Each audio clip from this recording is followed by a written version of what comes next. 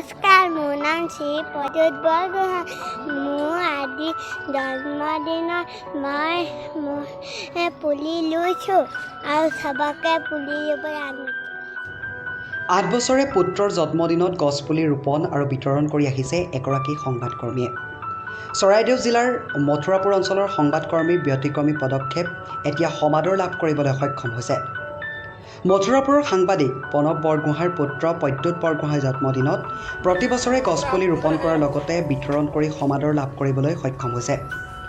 প্ৰতি বছৰৰ দৰে এইবাৰো পুত্ৰৰ জন্মদিনটোত সংবাদকৰ্মীগৰাকীয়ে শতাধিক গছপুলি অঞ্চলটোত ৰোপণ কৰি বিতৰণ কৰে। পুত্ৰ প্ৰদ্যুৎৰ ৮ম সংখ্যক উপজাদিন উপলক্ষে গোটসম্পন্ন গছপুলি ৰোপণ কৰে।